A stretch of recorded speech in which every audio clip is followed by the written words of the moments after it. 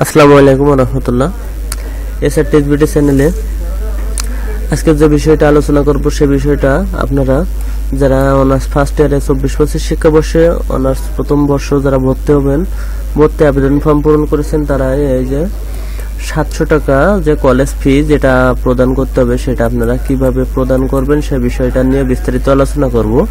তো সমস্ত বিষয়টা আপনাদের দেখাবো যে কিভাবে পেমেন্ট করবেন এবং কিভাবে আপনারা এই 700 টাকা জমা দিবেন সে বিষয়টা দেখার আগে আপনারা অবশ্যই এসআরটিএসবিটি চ্যানেলটি সাবস্ক্রাইব করবেন, লাইক কমেন্ট শেয়ার করে পাশে থাকবেন। এমন ধরনের আরো নতুন নতুন ভিডিও পেতে বিভিন্ন ধরনের নিয়োগ বিজ্ঞপ্তি, বিভিন্ন নোটিশ এবং বিভিন্ন আবেদনের বিষয় সম্পর্কে জানার জন্য আপনারা অবশ্যই এসআরটিএসবিটি চ্যানেলটি সাবস্ক্রাইব করবেন। তো চলুন আজকে যে বিষয়টা আলোচনা করব সে বিষয়টা দেখে আসা যাক।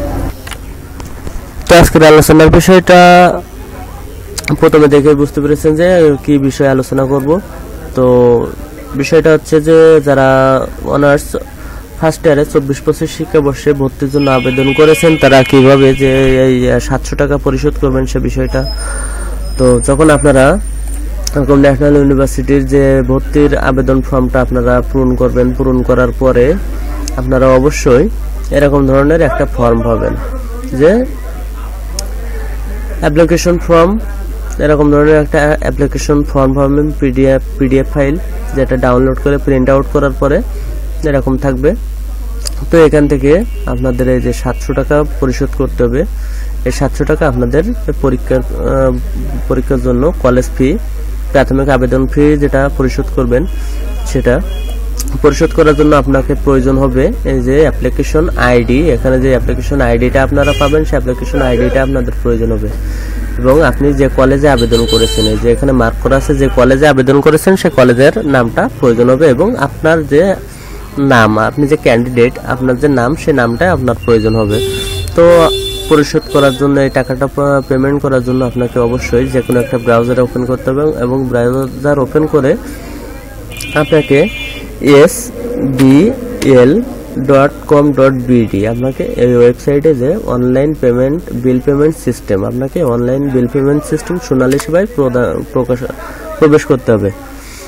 তো এই ওয়েবসাইটে প্রবেশ করলে আপনাদের এমন একটা ইন্টারফেস সামনে আসবে। তো এই ইন্টারফেস থেকে আপনারা এই যে সোনালী বিল পেমেন্ট সিস্টেম, তো সোনালী বিল পেমেন্ট সিস্টেম থেকে আপনাদের এখানে বিভিন্ন অপশন দেওয়া আছে, যে এডুকেশন, গভর্নমেন্ট,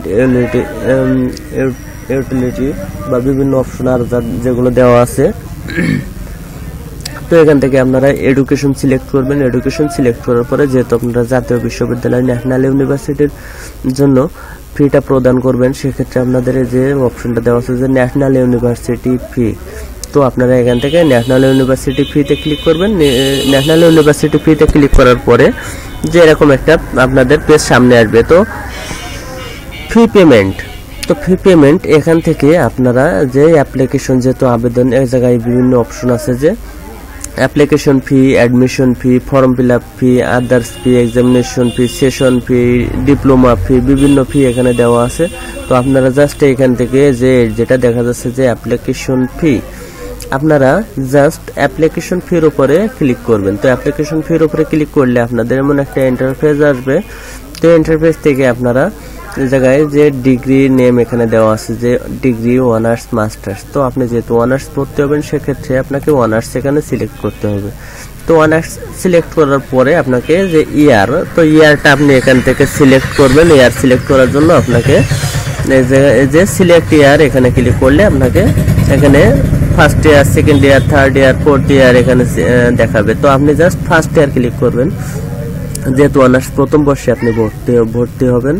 তো সেক্ষেত্রে আপনাকে অনার্স ফার্স্ট ইয়ার ক্লিক করতে হবে। অনার্স ফার্স্ট ইয়ার ক্লিক করার পরে এখানে কলেজ সিলেক্ট করতে হবে, যে কলেজ আপনি যে কলেজে আবেদন করেছেন সেই কলেজের নামটা এখানে সিলেক্ট করতে হবে। তো কলেজের নামটা অবশ্যই আপনি যখন প্রাথমিক আবেদন ফর্ম পূরণ করেছেন তখন আপনি কলেজের নামটা দিয়েছেন, এবং যে আবেদন ফর্মটা আপনি পিডিএফ ডাউনলোড করেছেন, প্রিন্ট আউট করেছেন, সেখানে আপনি কলেজের নামটা ঠিক উপরে এই জায়গাটা, এই যে মার্ক করা এই জায়গাটা আপনি,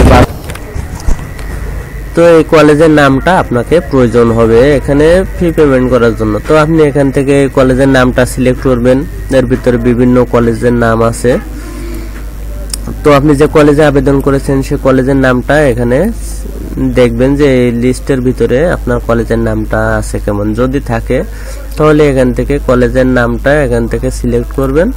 সিলেক্ট করার পরে আপনার যে অ্যাডমিশন রোল, তো অ্যাডমিশন রোলটা আপনি অবশ্যই এখানে এই যে অ্যাপ্লিকেশন আইডি, তো এই যে অ্যাপ্লিকেশন আইডি এই যেটা, এটা আপনি অ্যাপ্লিকেশন রোল হিসাবে ব্যবহার করবেন। তো অ্যাপ্লিকেশন আইডিটা এখান থেকে জাস্ট এই জায়গায় অ্যাপ্লিকেশন আইডিটা লিখে দিবেন।